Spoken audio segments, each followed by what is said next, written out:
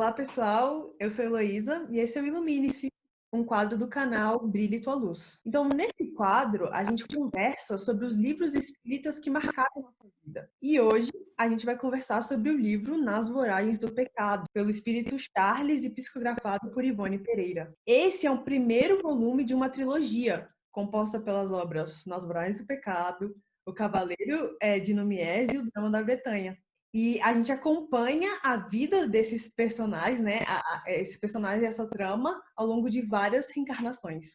Se você está ouvindo, assistindo o Ilumine-se e não leu Nas Voragens do Pecado, não se preocupe, porque o nosso programa funciona assim. A primeira parte a gente vai conversar sobre o livro sem spoilers.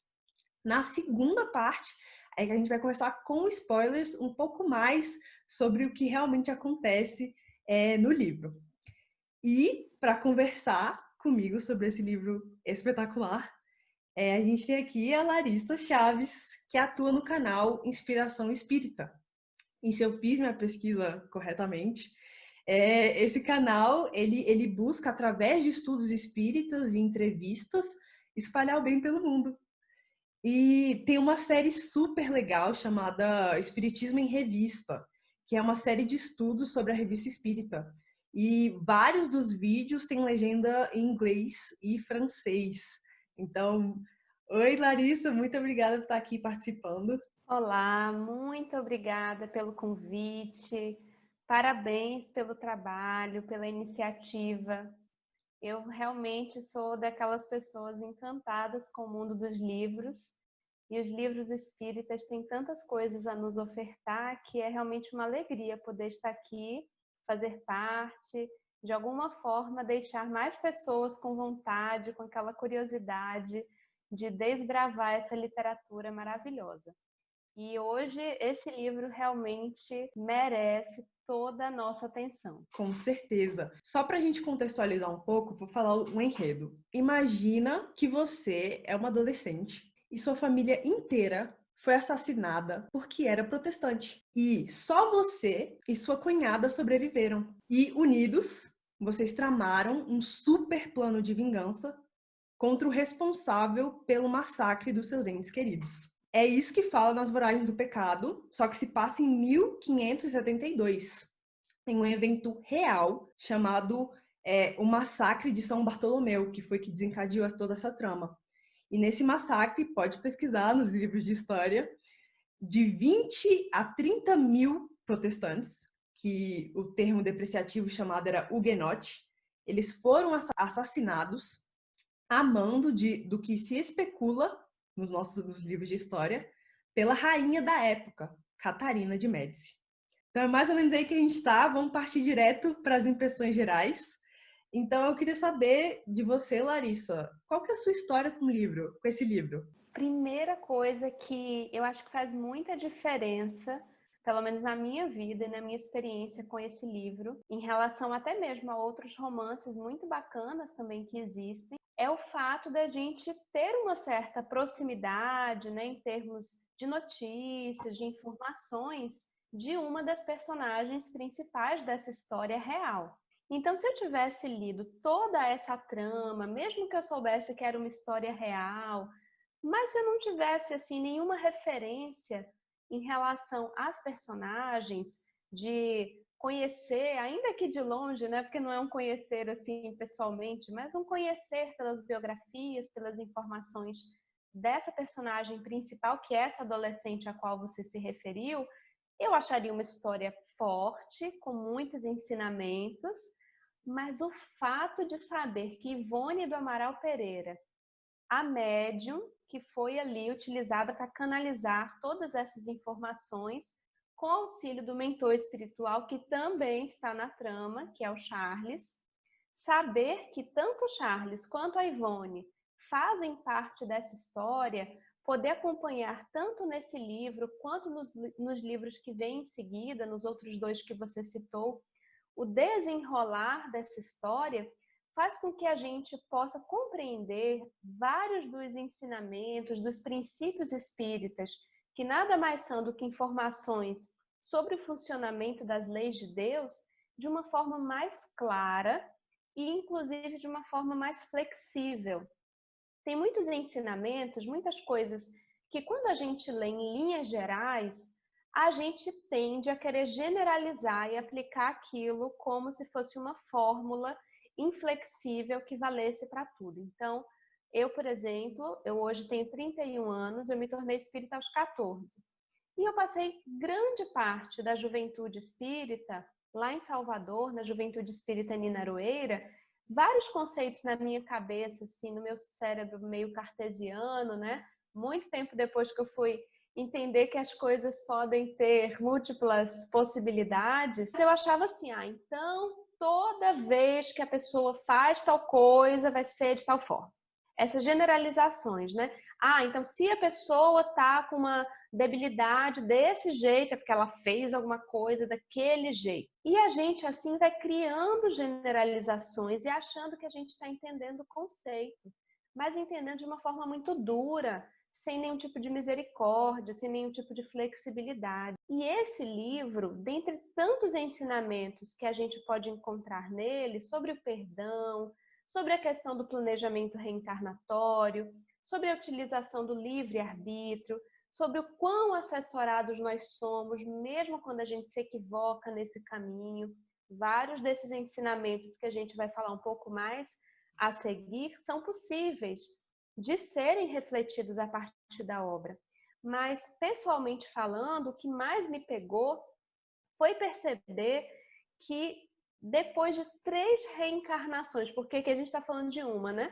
Mas são 3 reencarnações sucessivas que vão ter muito sofrimento, vão ter muitos equívocos, e que é uma ação de Ivone, uma decisão dela nesse livro, nessa encarnação aqui, lá no século XVI, vai trazer ali uma sucessão de dificuldades, de equívocos ainda maiores, como se, sabe aquela situação assim, a pessoa chega no fundo do poço e aí você acha assim, acabou, né? Mas assim, tem um fundo do poço.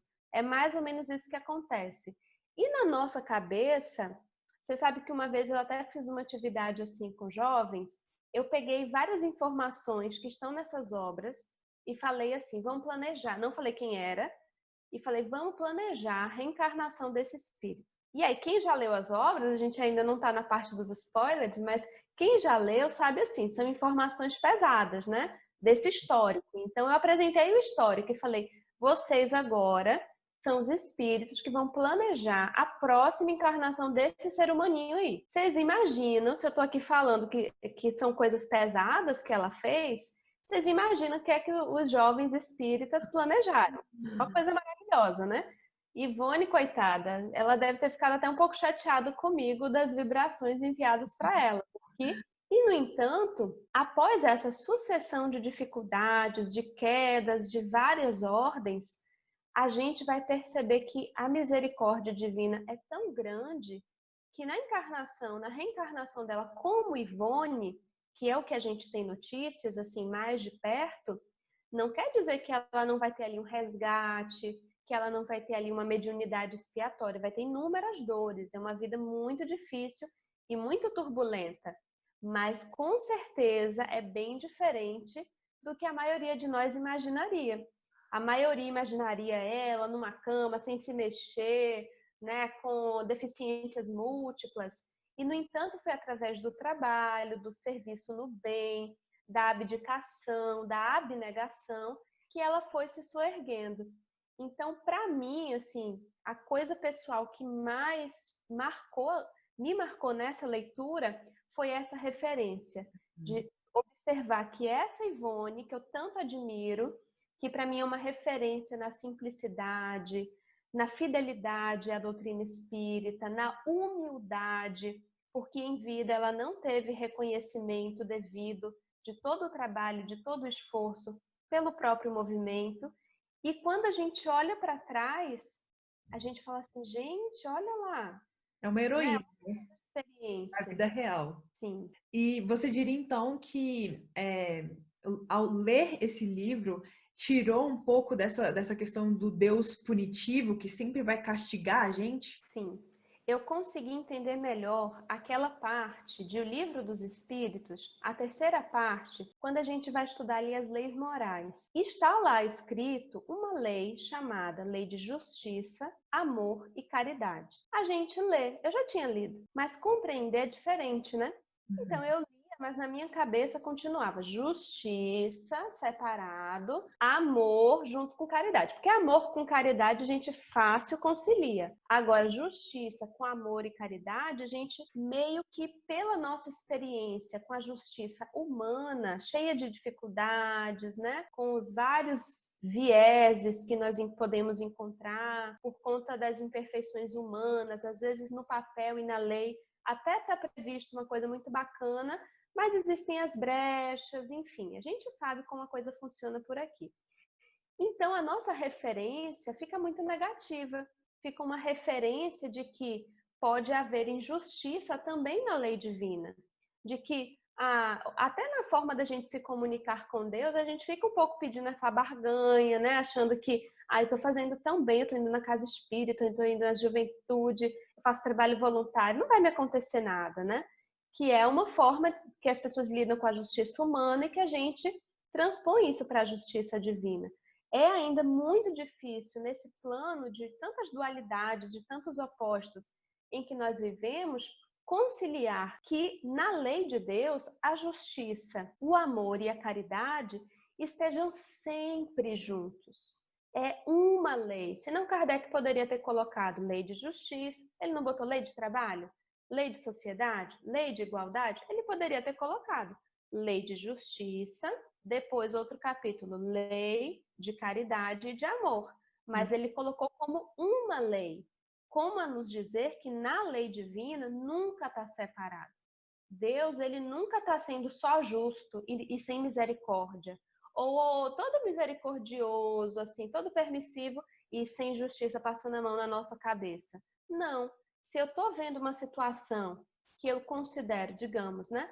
Eu, por exemplo, nessa época que eu tinha esses conflitos com a lei, eu morava em Salvador e visitava uma instituição chamada Lar Vida, que ainda existe, de crianças que foram abandonadas, todas que estão ali é porque foram abandonadas, e todas têm algum tipo de deficiência muito grave, física e mental. Às vezes só física, às vezes só mental, muitas vezes as duas coisas. Ali, eu estava na época assim com 15, 16 anos, eu me deparei com um cenário muito chocante. Eu cheguei a levar amigos lá que não conseguiram ficar, que não conseguiram enxergar aquela realidade e conciliar aquilo com essa justiça.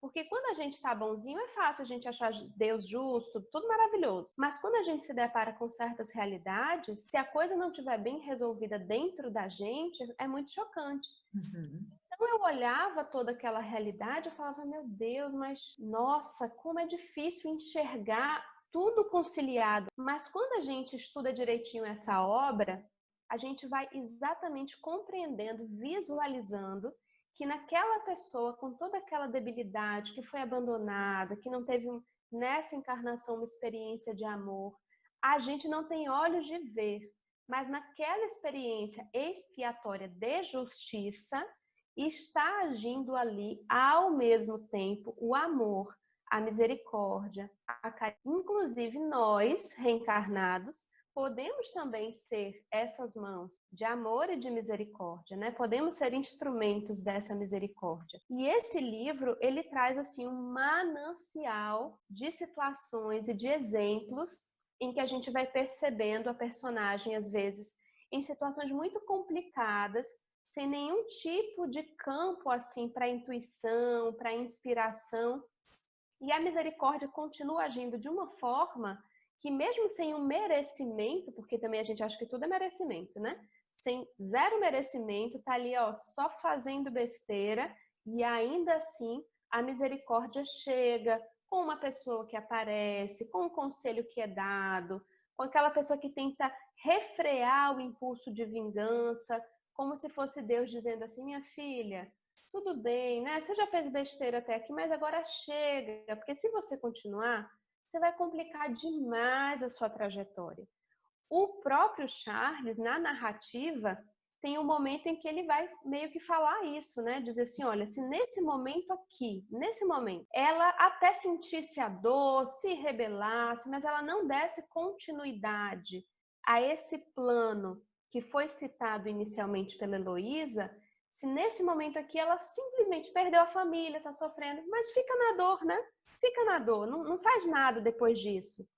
Ela teria poupado séculos de sofrimento para ela.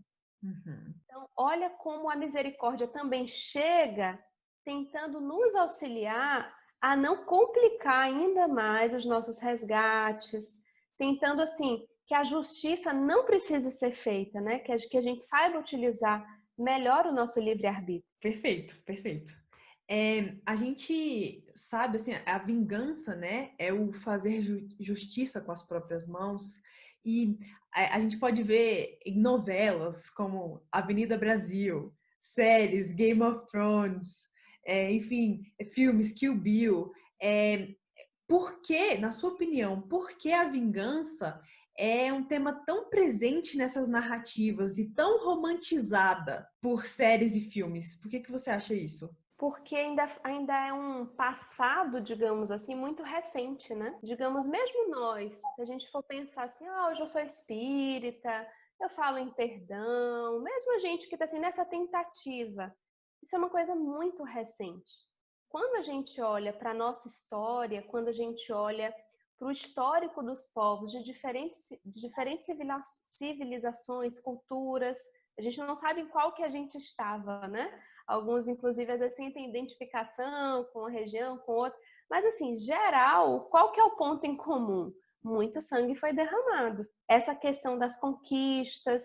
E aí, assim, tem várias análises, inclusive históricas, que falam de que a própria forma patriarcal, né, com o uso da força, foi transformando essa necessidade de poder do mais forte, do derramamento de sangue, das pessoas como se fossem objetos também a serem conquistados, da mulher também como um objeto do homem, culturas que tiveram minoria, né, no nosso planeta, mas que tiveram um histórico em que a mulher estava à frente, isso inclusive era minimizado. Vários historiadores que trazem isso, é uma coisa até interessante, de que quando a mulher, talvez pelo seu lugar de geradora da vida, né, tem uma outra relação com essa questão da criação do filho que é gerado, né, dentro dela, então ela participa ativamente desse processo de cocriação. Então essa questão do matar, do valor da vida é intrinsecamente diferente.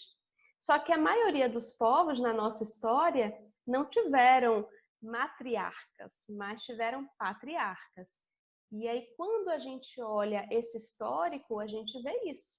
A gente vê que o forte precisava se apropriar, matar, estudando inclusive o Antigo Testamento, que é uma coisa que interessa a todos nós, né, que somos hoje espíritas, porque faz parte aí dessas revelações que hoje nos chega a terceira.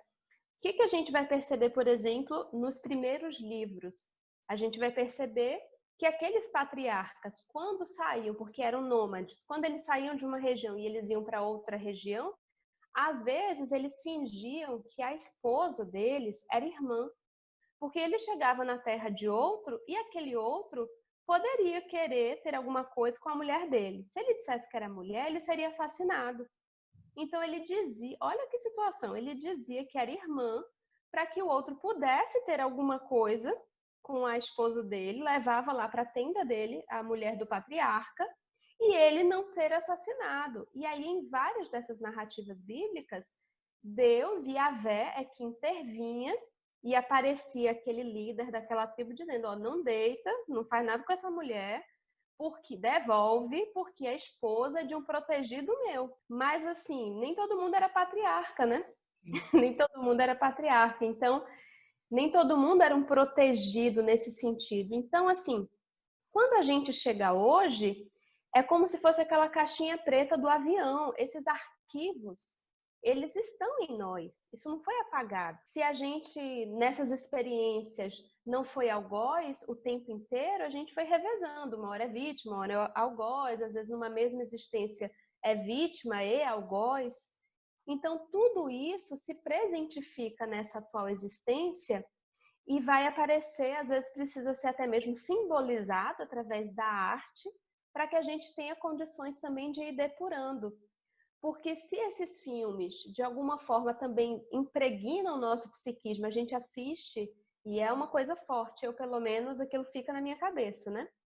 Mas já é um avanço, porque é melhor que a pessoa que tem essa energia, né, que tem essa necessidade, transforme isso em arte, do que ela tem ainda uma necessidade de realizar realmente isso. Tem muita coisa, tem muitas histórias, inclusive, que estão em obras biográficas do Chico, em que ele traz um pouco essa ideia, né, de que às vezes as pessoas que hoje, por exemplo, estão em trabalhos que lidam muito com essa questão da morte, com essa questão do sangue, mas que não é assassinando pessoas, que não é fazendo nada assim fora da lei, por mais que aos nossos olhos às vezes pareça uma coisa ruim, mas é a forma já depurada de uma coisa ainda mais complicada, de uma coisa ainda mais animalizada.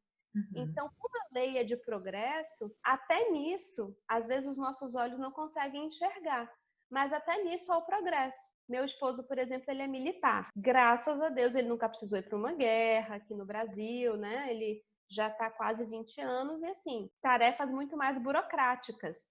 Mas ele tem inúmeros sonhos de guerra, de assassinatos. Então, olha que interessante. Hoje, ele está numa instituição que ainda está ligada a isso, a essa questão de mortes. Provavelmente ele vivenciou isso, assassinou muita gente. E hoje a coisa já está um pouco melhor, que bom, né? Então, assim, eu acho que vai levar um tempo para que a gente consiga realmente desimpregnar todo esse passado que ainda nos acompanha. Mas, por incrível que pareça, estamos progredindo. Que bom, é ótimo, perfeito.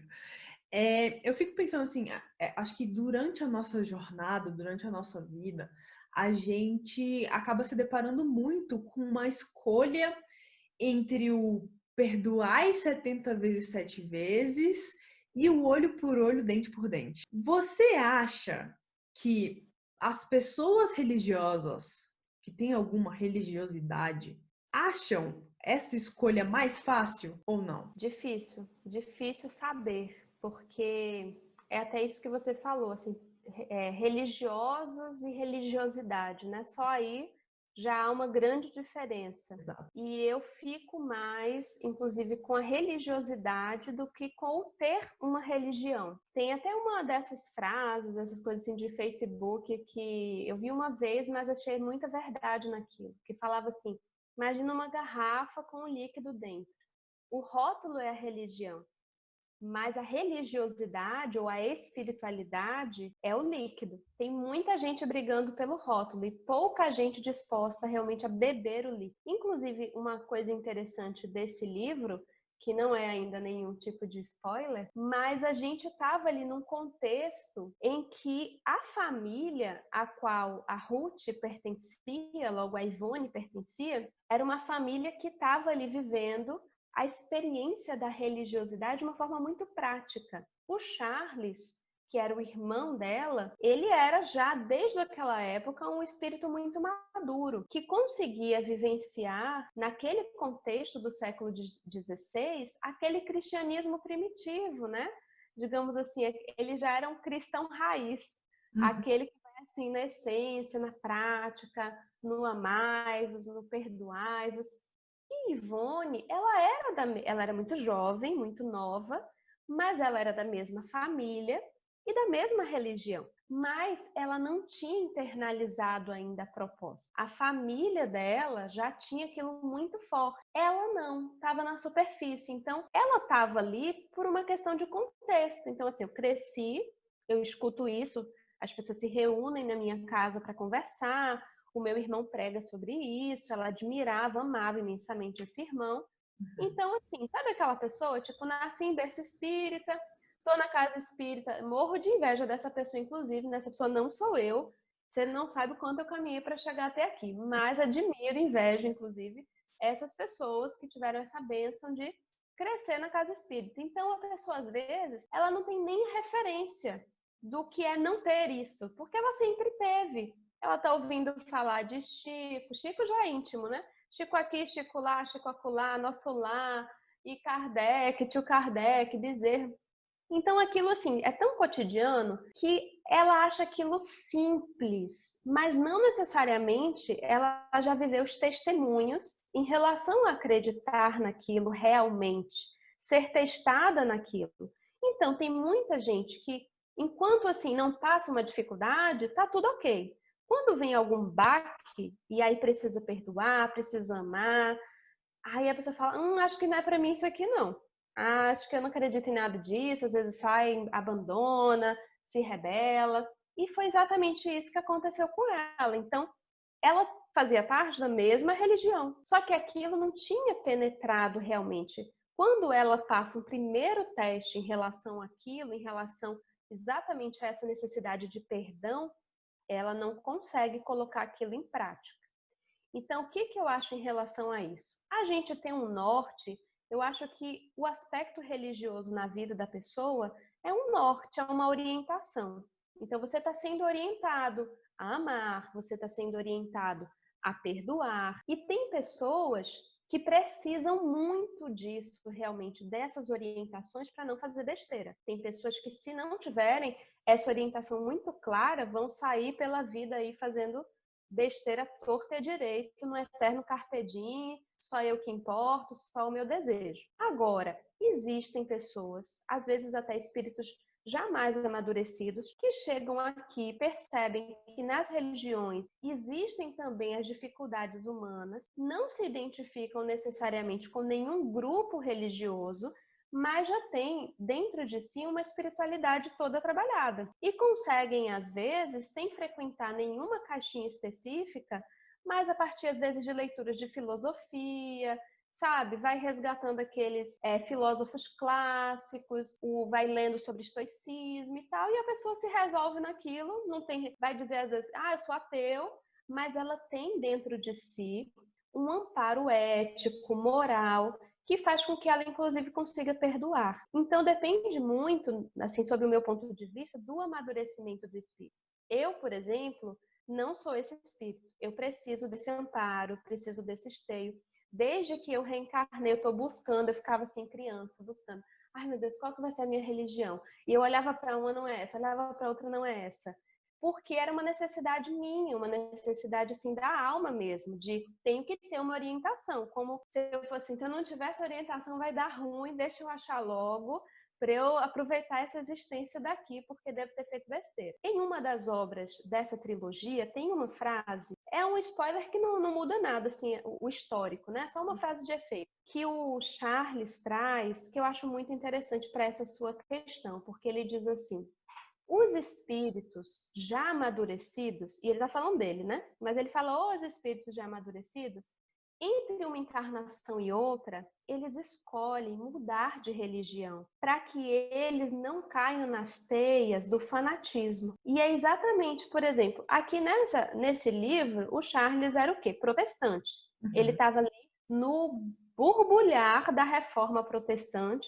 Ele é assassinado por conta disso. E aí a gente imagina, uma pessoa que foi protestante, né, que estava ali com esse objetivo de resgatar o cristianismo primitivo, na reencarnação seguinte vai ser o quê? Aí um monte de gente levantaria a mão. Vai ser espírita. Negativo. Nem tinha na reencarnação seguinte. Mas se tivesse, também não quer dizer nada. Como que ele vem no livro seguinte, na reencarnação seguinte? Ele vem como padre da Igreja Católica Apostólica Romana.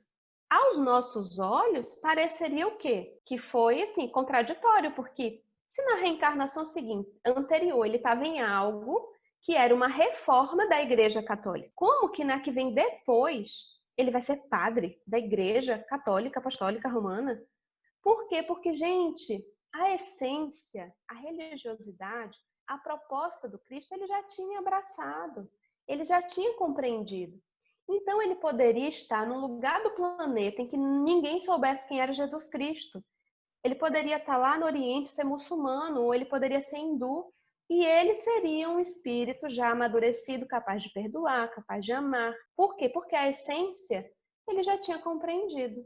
Excelente, perfeito. Você diria, eu li numa pesquisa, né, da Folha de São Paulo, por exemplo, que os jovens, né, e os jovens adultos, os 20 e poucos anos, eles procuram assistir séries, filmes, buscando conselhos sobre aspectos que estão acontecendo nas suas próprias vidas. Você entende que esse livro é um bom conselheiro? Sim, um excelente conselheiro. Porque tem várias coisas que talvez os jovens tenham, sei lá, assistido 300 palestras, lives, evangelização, o que quer que seja, de forma teórica, e que até tem entendido. E de repente, se ele participasse de um quiz espírita para responder essas questões sobre o que fazer nessa situação, ele soubesse em termos teóricos, né? Talvez ele até dissesse, tal questão fala tal coisa, como uma vez quando eu trabalhava com evangelização infantil, me marcou muito. Eu trabalhava com um grupo de 8 anos. Aí vem uma garotinha muito inteligente, muito esperta, e aí vai, né, a tia Larissa toda trabalhada para falar de Deus, né, papai do céu e tal. E aí, gente, o que vocês acham que é Deus? O que passa na cabecinha de vocês quando eu falo Deus? Aí a garotinha de 8 anos. Inteligência suprema, causa primária de todas as coisas. Então, assim, entender ou até decorar certas questões do espiritismo, saber que a gente fala de reencarnação, que a gente precisa perdoar, que a gente segue Jesus. Gente, isso eu acho que com um mês de juventude espírita, muitos jovens sabem. Agora, como colocar isso na prática? Como vivenciar isso? Como, inclusive, assistir a série com esses olhos, né? Entendendo que contexto é aquele, que associação eu posso fazer isso, não necessariamente a gente sabe fazer, isso não é tão simples. Nesse livro, a gente vai ter os aspectos teóricos, porque volta e meia tem uma pinceladazinha ali de lição, né? Da parte moral, dos ensinamentos, mas o principal é que a gente se conecta às personagens. É que nem quando a gente está assistindo uma série, a gente está assistindo um filme, você chora junto, né? Seu coração bate forte junto, você torce por um e você sofre pelo outro. E a mesma coisa acontece aqui. E a gente saber que isso não é uma ficção, que isso é uma coisa real, que essas pessoas existiram, essas pessoas amaram, sofreram, se equivocaram, caíram, levantaram, e que nós também temos um histórico assim. Então, enquanto a gente está lendo, é impossível a gente não se identificar e não fazer esse tipo de associação. Nossa, e eu, né? Por onde eu estive no século XVI? Por que lugares eu caminhei? Porque quando a gente olha o histórico, nas diferentes culturas do nosso planeta, nós vemos coisas parecidas, conflitos parecidos, sofrimentos parecidos. Não é à toa que os filmes retratam tantas coisas que às vezes quando a gente assiste, o nosso coração bate mais forte. Às vezes a gente chora desesperadamente, fala, não sei nem por que eu estou chorando tanto, não sei nem por que eu estou torcendo por fulano, que é o vilão da história. Por quê? Porque essas experiências que tivemos estão dentro de nós. E várias questões nossas do presente se identificam, se relacionam com esse passado. Dificuldades que temos hoje no relacionamento. Então, imagina, por exemplo, essa personagem que passou uma experiência assim de perda de pessoas amadas. É Traumático. muito difícil, né? É uma dor muito profunda. E ela estava ali sendo solicitada da vida que seguisse adiante sozinha, que perdoasse, que não olhasse para trás. E quão difícil é isso. E hoje? É impossível a gente não trazer para a nossa vida. A gente vai o tempo inteiro lendo e aí a gente volta para a nossa vida.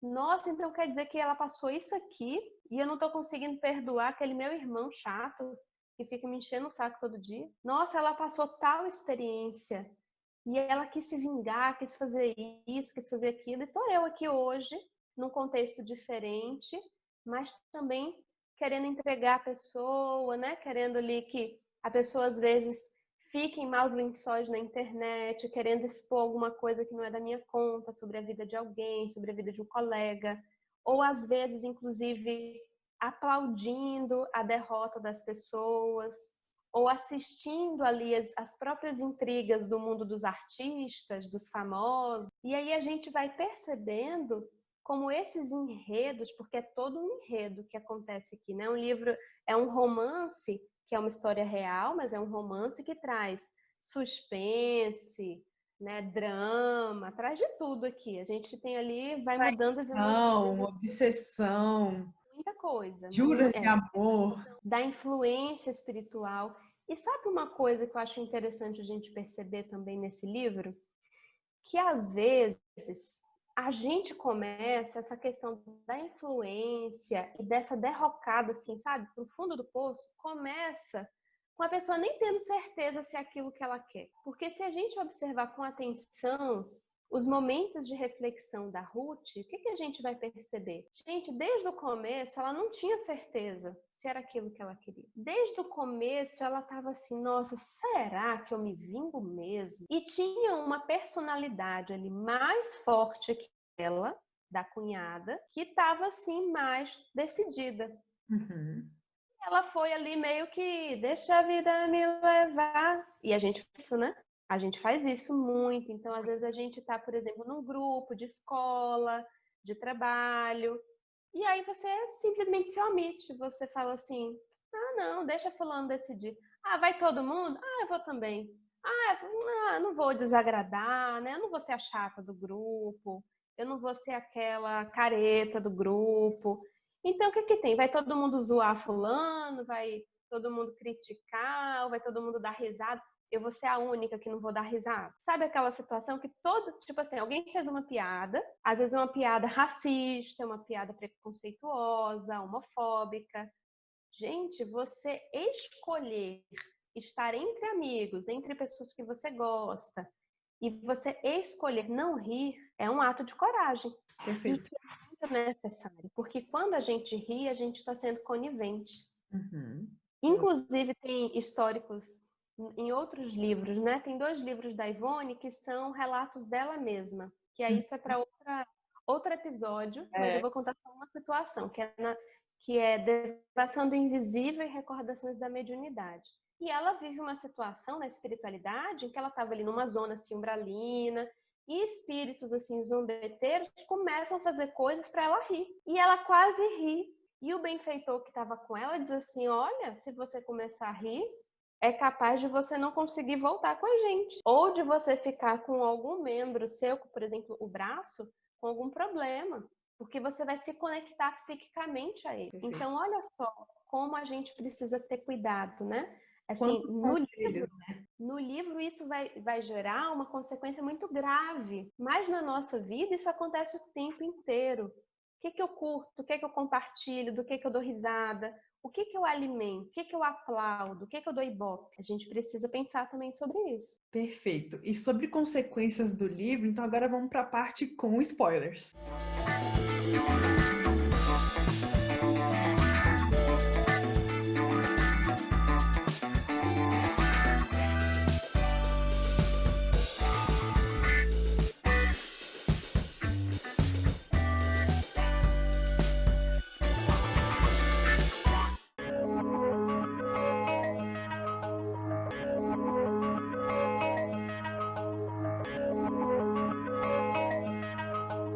Não tem